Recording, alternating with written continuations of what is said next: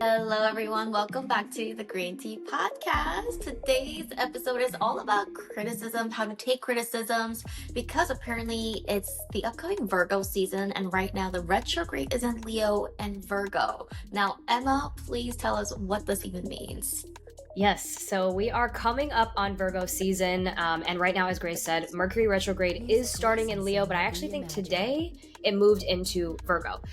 So Virgo is a very introspective sign. It's analytical, it's improvement oriented, and it tends to carry a trait of having a critical eye for detail or an ability to communicate criticisms. So that is kind of the astrological tie into today's episode, and yeah, I'm really excited to start talking about it. Okay, so you said Virgo relates to certain characteristics. Could you dive a little bit more into that? Yes. So, like I said, Virgo is very introspective, analytical, and improvement oriented. And I think this is one thing that's really important to understand about criticism, right? Is a lot of times criticism is meant to help us improve, right? To better ourselves, whether it's something that we're doing, a skill, a trait of ours, whatever it is, right? And because Virgo is ruled by Mercury, which is the planet of communication, a lot of times this is something that Virgo communicates verbally and through words versus maybe actions or emotions or something like that. Well, I know you said it's retrograding in Virgo specifically. How does that relate to us? Mercury is retrograde in the sign of Virgo. And when Mercury goes retrograde, it's a call for us to turn inward, to introspect a little bit more and think deeply about maybe the thought patterns that we have, the communication patterns we have, or any patterns really in general. So with Virgo as the sign that it is retrograding in, we are called to really examine our own patterns of criticism. Now, criticism is something that can happen, I don't want to say on our own, but we can have a self criticism or like an inner critic, if you will, and we can also experience or receive or give criticism to others or from others. So Virgo's critical eye for detail is something that can become a thorn in our side if we are not, I think, mindful of it. So there's this idea that we are our own worst critic, and Virgo really emphasizes and calls that shadow to the forefront. So again, with Mercury in retrograde, just to kind of sum everything up, with Mercury retrograding in Virgo, we are called to look at Virgo themed patterns that we might have, to analyze and to introspect, which are natural themes of Virgo, into our own inner world, especially looking at things like our tendency to criticize ourselves or have negative self-talk. I know that's a really big part of criticism, is having a negative inner voice or negative self-talk, which can also lead to things like anxiety and health issues. So that's all kind of in a nutshell, in a short form, what we can expect and what we should maybe pay attention to with Mercury retrograde in Virgo. Wow, I can totally relate to that because for the past 2 weeks, I've been dealing with something really, really, in a way, negative that doesn't serve me anymore. And I went through this whole, what do you say, like epiphany of this thing that I was going through. And I said, I need to finally stop, like literally stop, whether that's a person in your life, a situation, a career change. I felt like I was going in a loop this year and finally decided to say enough is enough. And like you said, we are our own worst critics. And this like critical voice in my mind was sending me into a mental hospital. And I was like, I can't do this anymore. So I am starting this like glow up journey where I am going to have the best mindset, the best health that I can for the next month and see how I'm going to transform. So yeah, I think that when enough is enough, like you will get that sign from your body, from the spirit, and you will know when you have to change. So does that kind of relate to this retrograde I'm going through? Yeah, absolutely. That's really interesting. I would love to know more about what it is that you've recently had an epiphany about. If you want to share, of course. But yeah, that would definitely fit right into this. I think it's very common for us as people to experience negative self-talk or having a very loud inner critic, but not realizing the hold that it actually has on your ability to live a fulfilling life or to manifest your dreams or whatever it is that you're trying to go for.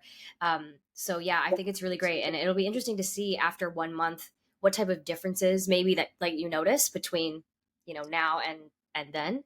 But yeah, I would love to know what it is that you've realized. So I think I told you this, but maybe I haven't. I always had this reoccurring dream. It's me in high school and I never graduate. And in the dream, I'm always Oh, like, yes. wait, I think it's been 10 years since in real life high school, but I'm still in high school. I always have one more year left in my dream. And I Yeah. had this dream again pretty recently, like 2 weeks ago. And I was like, something is telling me, like, this is a important lesson that my spirit higher self is trying to teach me. And I was going back through my life, and obviously career to me in my personal life is very important. I know some people, I have a friend, she's like, career is not important to me, like relationships are. So everybody's different. But for me, ever since I was young, like who I define myself is with my career and what I do with my life. So throughout this 10-year career that I had, technically in the entertainment, I feel like I've always had to lean on somebody else to be the leader figure of my own life, which is nothing crazy, you know. A lot of people go to corporate offices, you know, things like that, but I feel like I've always kind of like blamed my career and why it didn't work out on other agencies and other people I've worked with. And I feel like I am in that pattern again for the third time, working with different, you know, managements and people over the 10 years. And I feel like I am stuck in this cycle where I'm waiting for somebody to give me the cue.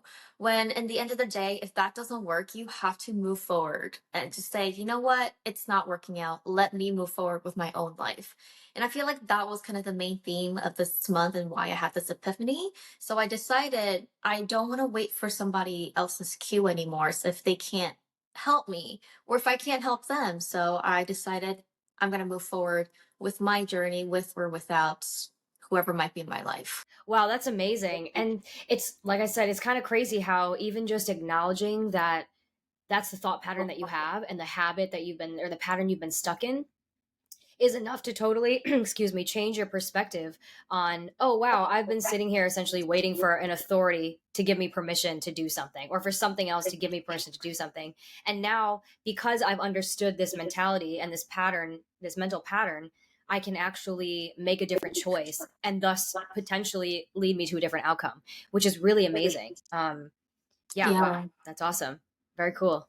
I think one really good thing that I learned this week that I want to share was like, it's so hard for us humans to change, right? Or Mm. might be something lingering in your body and your guts, and it's been telling you for years or months or whatever to push forward and do something that you might be so fearful of.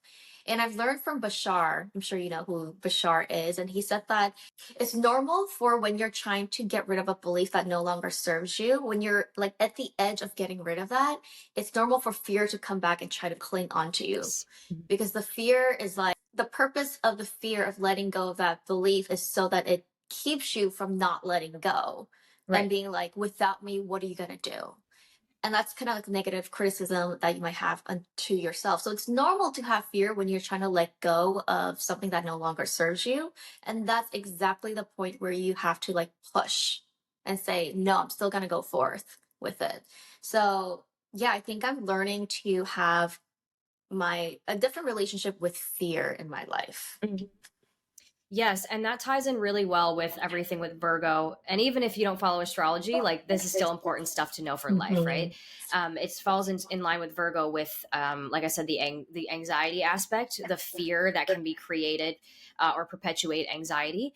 And the other thing that came up for me while I was listening to you is you're totally right that like fear can act as a self-protective like mechanism, and sometimes part of the ways that we quote unquote self-sabotage ourselves is by getting to the edge of a breakthrough, feeling that fear, and then saying, oh no, like it's too scary to try to take the leap, or like what if I take the leap and da da da da, and you ask all these questions or whatever it is, right? The fear is designed to keep you, like you said, kind of staying in this space over here where it's safe. You might not be happy, you might not be fulfilled, but it's familiar to you, and that creates a safety. It's the same thing with, just to give a random example, like a relationship. If you're in a relationship with somebody where you're actually not very happy, you're not very satisfied, your needs aren't getting met, yada, yada, yada, you might finally be on the verge of like, oh, I'm ready to end this relationship. I'm not fulfilled. I can finally accept it. But then, right as you're about to do it, you feel all that fear, you feel anxiety, you feel shame, you feel guilt, you start blaming yourself, which, by the way, is another thing with Virgo. It's this idea of like self blame or self shaming at times, being very critical of oneself. And all that is designed to keep you in this relationship because it's at least comfortable to you, it's familiar to you. And taking a risk sometimes won't always lead to the reward that you think it will.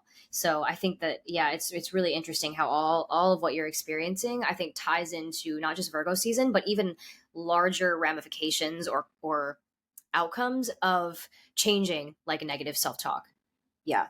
I love that. Wow. So it all Yeah. fits in. So I believe the stars all the time.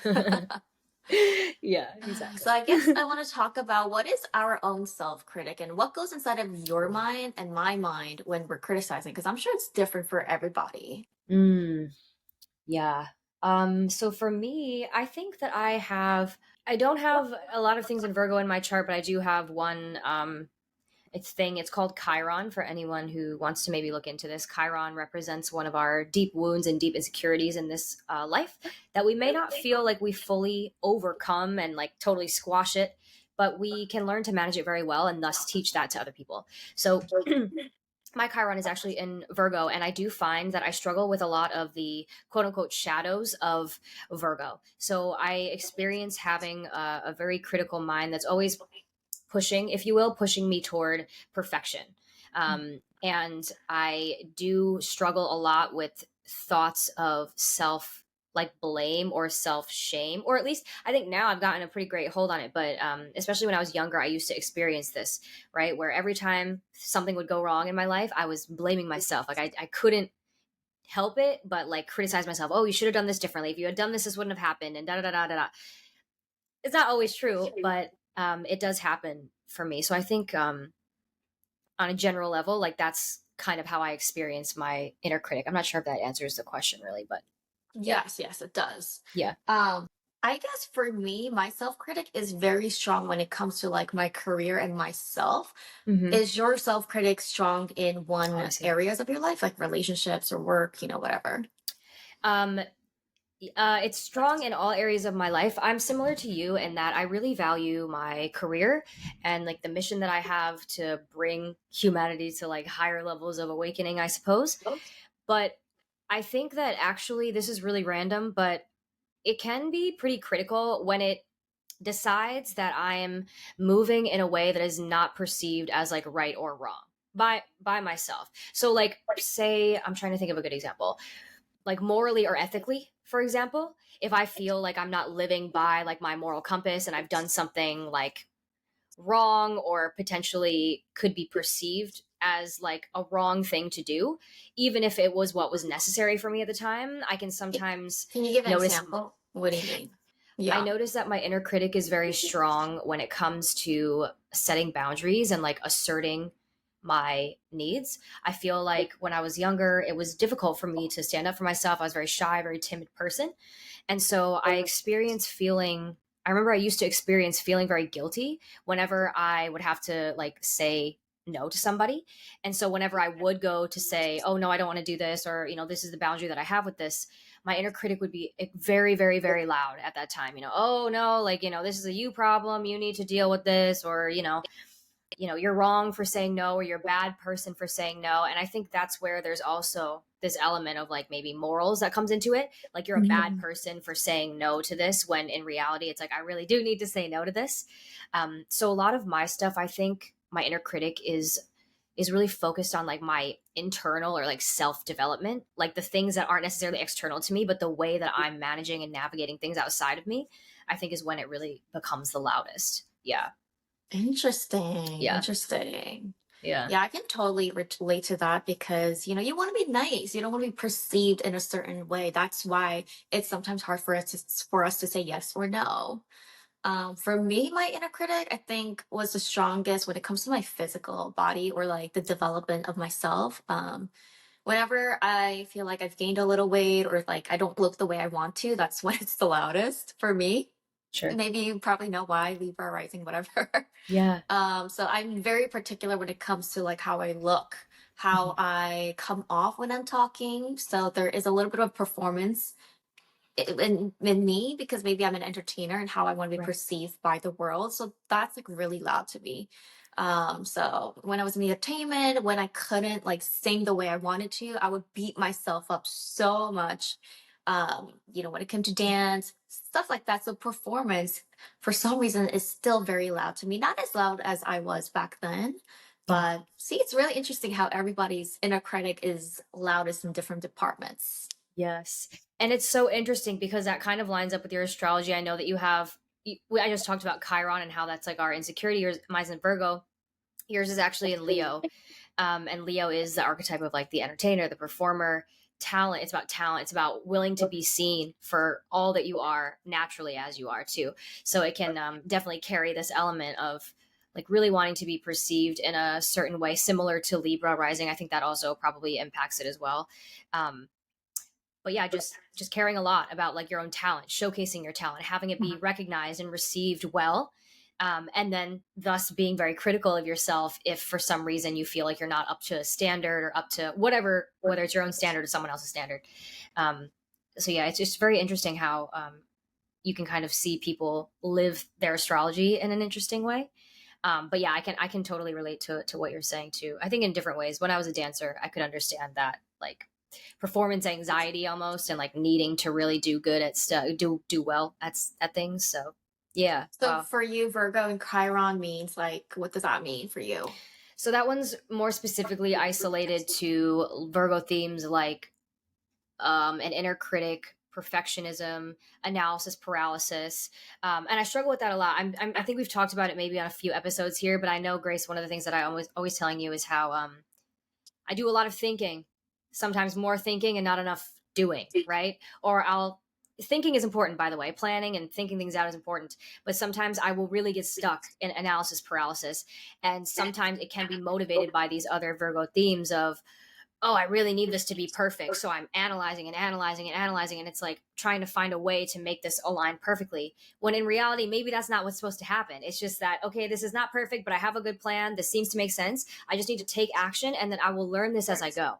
But sometimes I really get stuck in this place of like analysis paralysis. And I just don't, I don't end up taking the action that I need to. And then that in and of itself can turn sometimes into negative self-talk, right? Where, oh, Emma, why haven't you taken action on this yet? You know that that's what you should be doing. Why are you still thinking about it? Again, I think that fortunately, I've definitely overcome a large portion of that, but um, it definitely is something that I think has been present in my life, and that's how I would say it plays out a lot for me as Virgo. Yeah, I Virgo. think with inner voices, like it's infinite. There is no ending if you Yeah.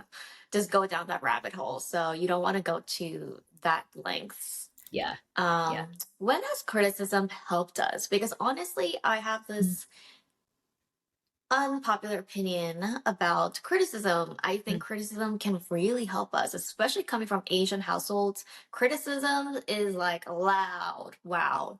But I think it's really helped me to be disciplined. And when it comes to this generation we're living in now, especially actually in America, maybe not so much in other countries, criticisms is perceived as bad here. And I feel like a lot of people are not as disciplined anymore. And I'm not sure where this is going to take us in the long run.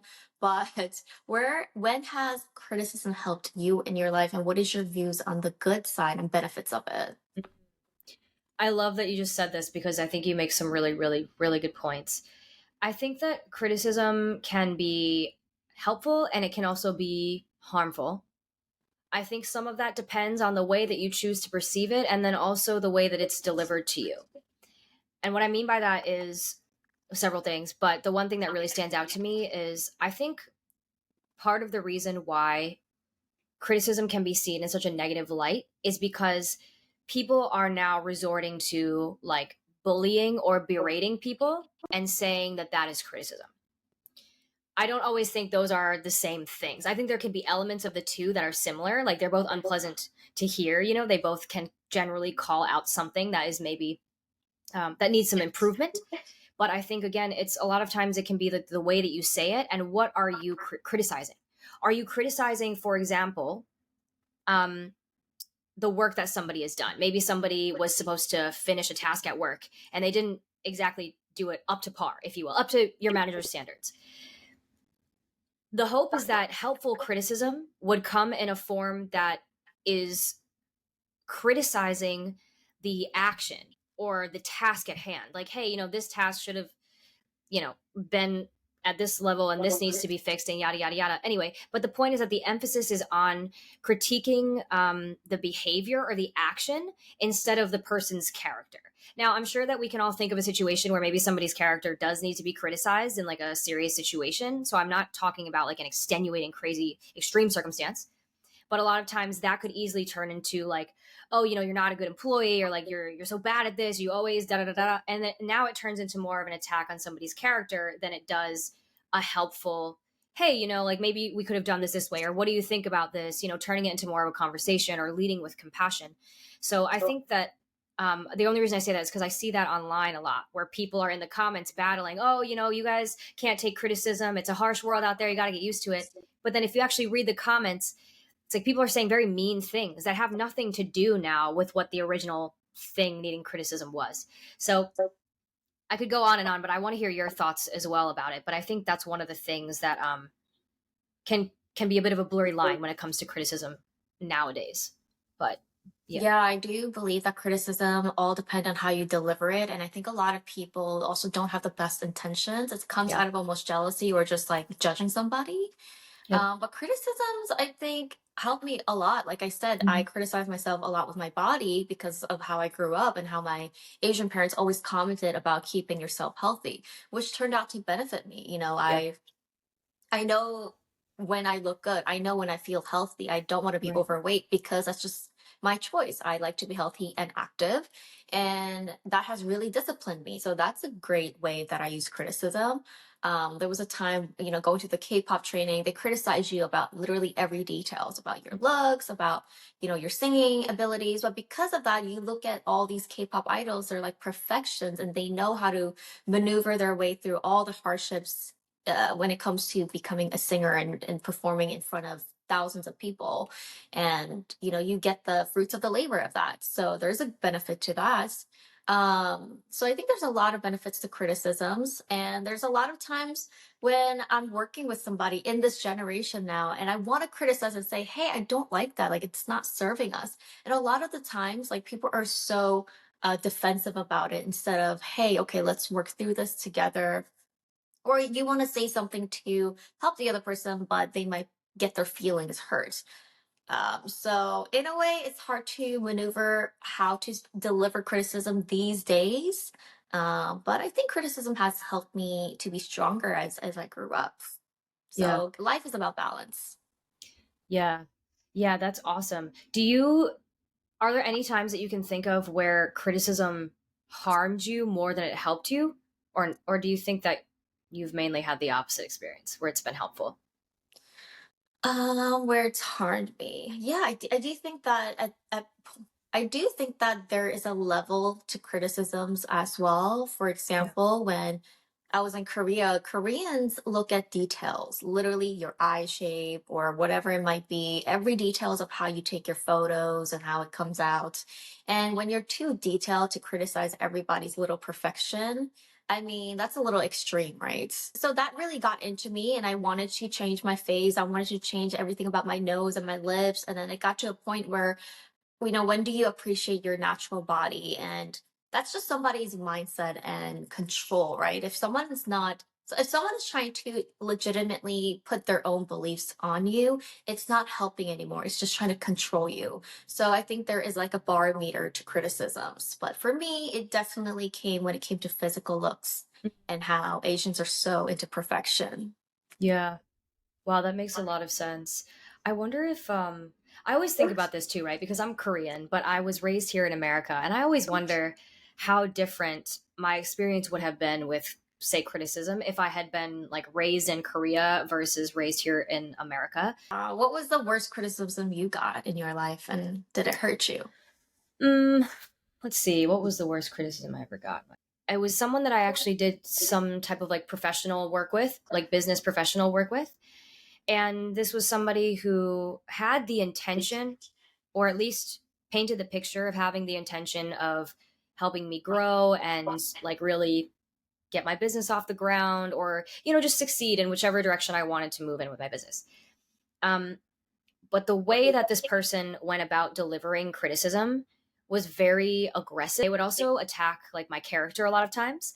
This person knew certain things about my past, or just like things that I had been through in business that later they would try to, I don't want to say use against me, but sort of use against me in a way to make me feel poorly about myself.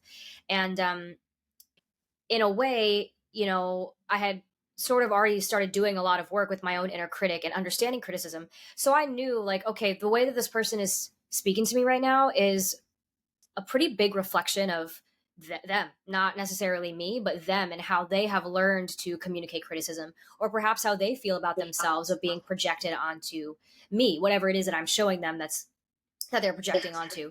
Um, so in a way, it was easier for me to not take that personally, to be honest, to not be offended by that.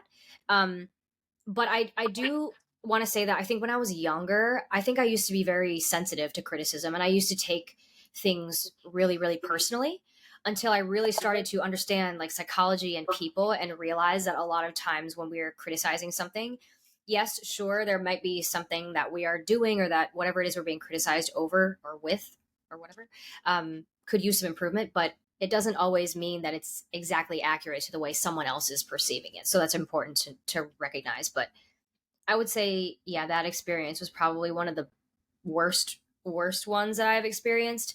It did make me feel kind of poorly about myself for a few days, and then I was like, this is not even worth me getting upset about. But the things that she the things that she did say, I was like, oh yeah, you know what? I'm gonna look at that though. I want to look at that and I want to see where I can improve, because there were bits and pieces of this. If you remove the emotional aspect, or if you remove like all the character, whatever, um, actually, yeah, there are a couple good points in there that I kind of want to look at. So, I think that that's important. Yeah. What you take from it. Yeah, I think sometimes I enjoy criticisms because I'm Yeah. like, hey, is this the way I acted? Ooh, I don't want to do that. Like, okay, let me Yeah. recheck myself. Like, let me better myself. I don't want to be seen as a Yes. loser or, a bad Yeah. person. So sometimes Right. criticism helps us. Yeah. Yeah. It's like if you're unknowingly, especially if you're unknowingly doing something that you don't realize is either causing you more strife or causing harm or inconvenience to other people.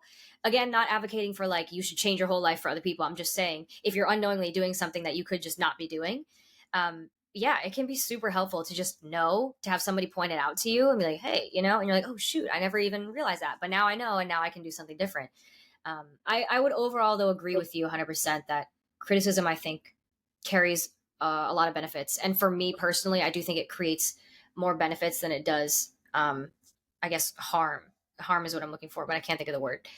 I like people who are self-aware because Yeah, I like to be self-aware. And if they're self-aware, like when you tell them something, like there's more of a nice flow where you can kind of give and take with each other. So yeah, yeah, I like how you, Emma, you're self-aware and like we tell each yeah, other about things that we want to fix or want to do, and it just yeah, feels more comfortable instead of like keeping it a secret. So I've always been like you, like when I was mm, younger too, even actually a couple months back, like I couldn't say no or mhm, yes when I wanted to mm, and didn't want to. So sure, I'm in this era of where I just want to tell people, obviously not taking it too far, but I can self check and say, hey, I think this is appropriate to tell this person what I didn't like or what I did like about it and what my boundaries are and what their boundaries are, and trying to like have this honest open communication rather than being secretive. And I don't want to live like that anymore. So right, right.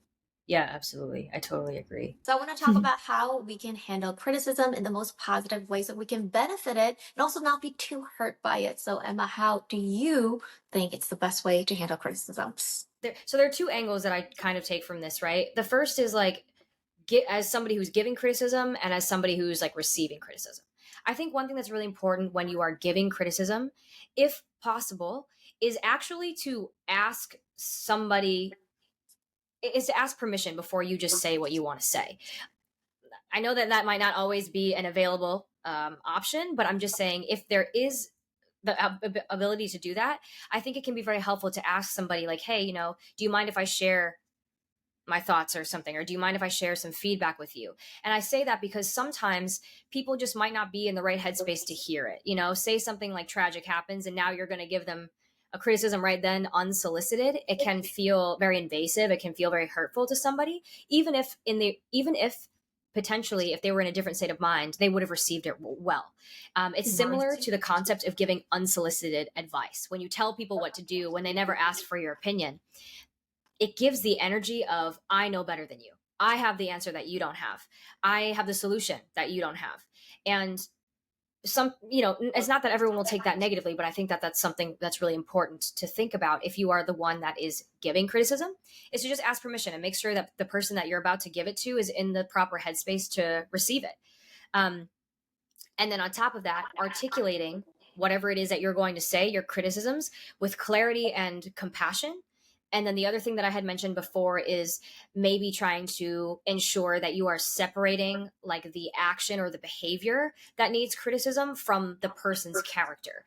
Of course, people might have, like I said, certain situations that call for that, but I think overall you don't have to attack somebody's character just to give a criticism, you know?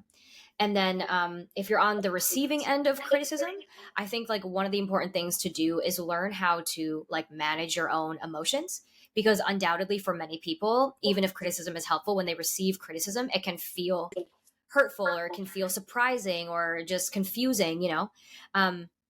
So learning to manage your own emotional reaction and thus your self-perception, or also working on your own self-perception so that these things don't like demolish your self-esteem, is also really important. So that's basically just, doing the inner work to reframe how you perceive yourself, to reframe how you perceive criticism, so that you can actually receive it and accept it with kind of like open arms in a way, and learn how to take it in stride instead of taking it personally.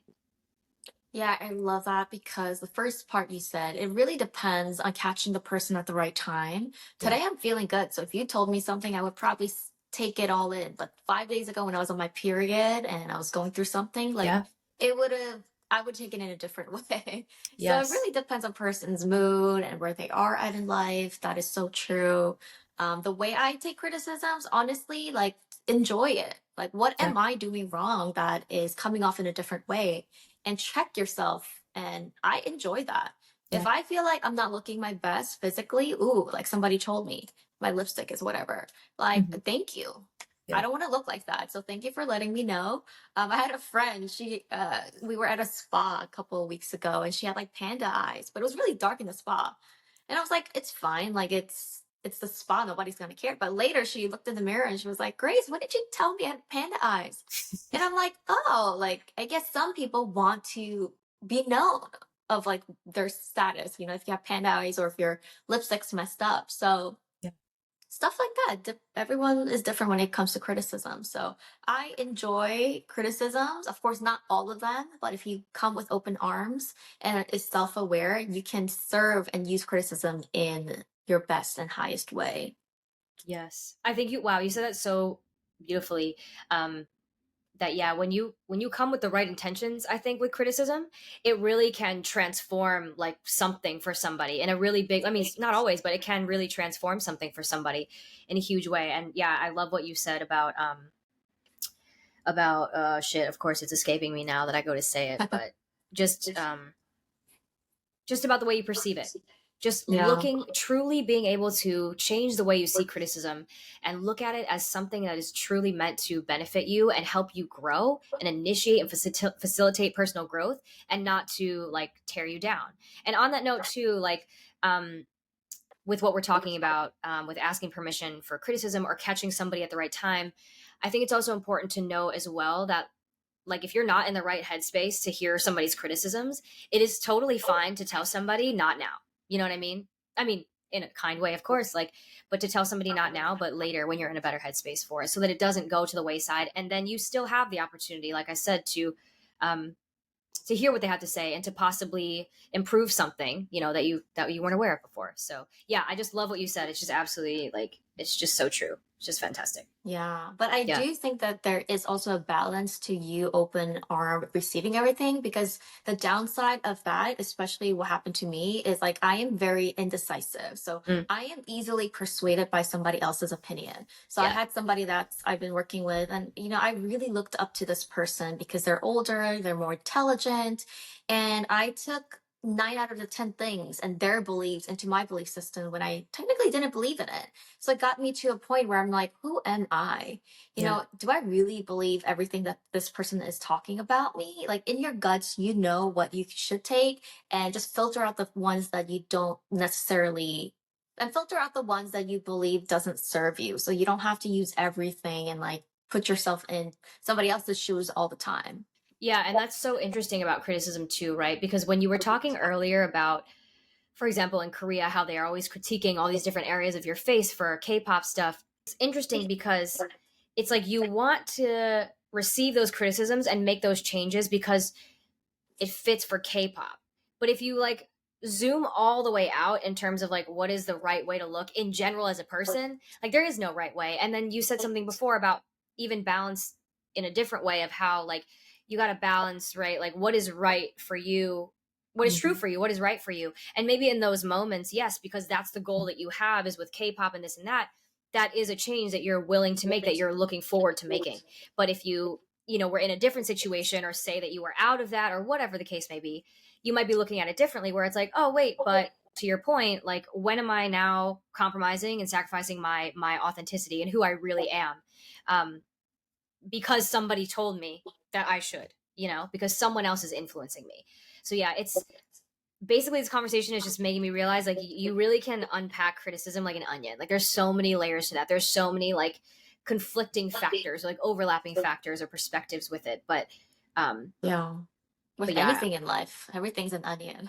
yeah, it is. Oh gosh, it really is. Like I had Yeah. this fan send me a DM and she's like, Grace, like I look up to you. She's like 21 or 22 years old. And she says she's Okay. still living with her parents and her parents are always fighting and controlling me, whatever. Mm, And of course, like we're older. So I look at it, I'm like, I would have done it differently. I wouldn't have stayed in the house, whatever. But when you're in that stage, I get that you don't know what to do. But if you really think about it for that 21-year-old girl, like whatever your parents are telling you at that stage, it's their belief. They're not God, you know, and so aren't I, but I'm the God and creator of my own life. And I've learned that if somebody is, again, imposing their beliefs on you, you have a choice to receive that or not. yeah. And if they are imposing on you in a way where it's their way or the highway, it's again control. So you have to take yourself out of that and be your own leader. Again, that's the big topic in my life. Be your own leader to decide what you want to do because you don't have to stay there. And of course, in the prison mindset, it's hard for you to like see the future like that. But be the leader of your own life and know that like you have your own beliefs. You can take that criticism or you don't have to. Just like you have the power to take it, you also have the power to not take it. Yeah. So everything is like black and white and balanced. You can reject criticism, everyone. That's what we're saying. Reject it if Yeah. you need to. Yeah. Yeah. Like it's Wow. crazy how everyone just sees life in their own lens. Yeah. It's scary, but it's also empowering. You get to see your life in your lens, not through mine. Yeah. Right. We all get to live this like really unique experience. That's something that's awesome about life. That's awesome about the way that we live.